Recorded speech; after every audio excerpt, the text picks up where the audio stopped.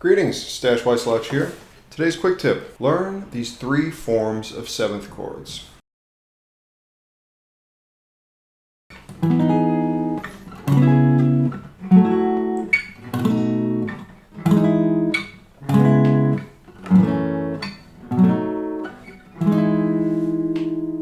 The first form, familiar from quick tip number 23, is the drop 2 with the root on the A string, say a D major 7. The root is on the A string, that's what makes it a D major 7. The third is on the B string, the fifth on the D, and the seventh on the G string.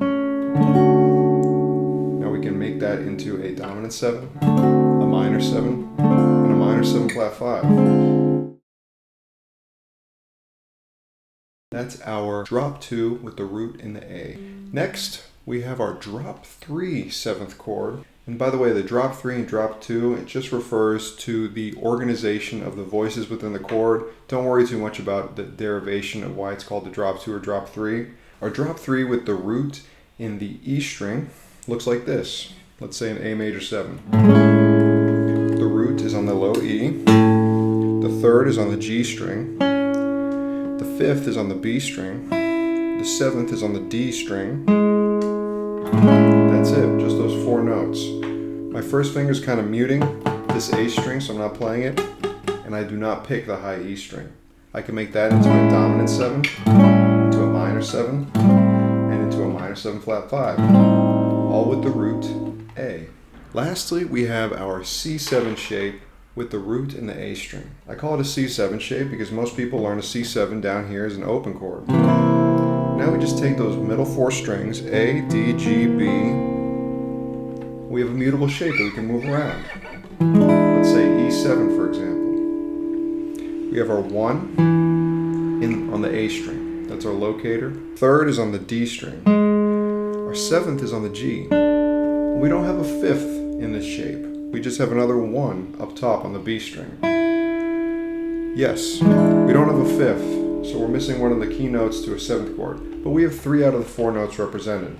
That's good enough. Plenty of information to imply the seventh chord sound. So we can make that into a major 7, a dominant 7, a minor 7, which is going to look a lot like our minor 7 flat 5, since we have no fifth to manipulate in this shape. With these 3 different forms, I find that the neck opens up greatly and you can make some really nice, smooth sounding chord changes. So let's take one progression and go between these 3 different forms. A 1, 6, 2, 5 progression. Let's say in the key of E. Our 1 is going to be an E major 7. Our 6 will be a C sharp minor 7. Our 2 will be an F sharp minor 7. And our 5 will be a B7. Just figure out 2 pathways, 2 ways to get from a 1 to a 6 to a 2 to a 5, and practice those. Pathway number 1. I start with an E major 7, drop 2, the root on the A string, which transitions nicely to our close by C sharp minor 7 chord, drop 3 with the root on the E string, nice, to our F sharp minor 7, using a C7 shape, to our B7 using a drop 3 with the root on the low E string shape. Altogether it sounds like this.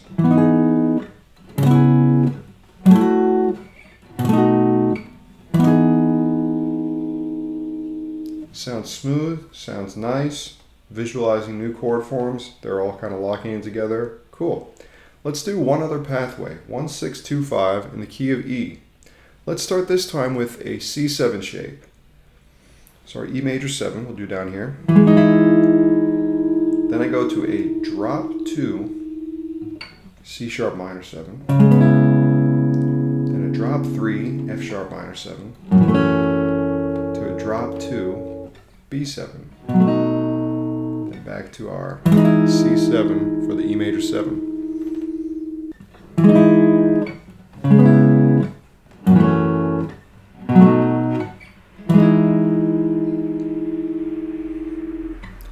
As usual, supplementary materials with chord forms and tabs available on my Patreon page. If you like these videos, please subscribe to my YouTube channel. We have new quick tips every single Friday for the long foreseeable future, and the Patreon will provide the supplementary PDFs to each one of those quick tips. Thanks so much for your support, and I look forward to seeing you next week.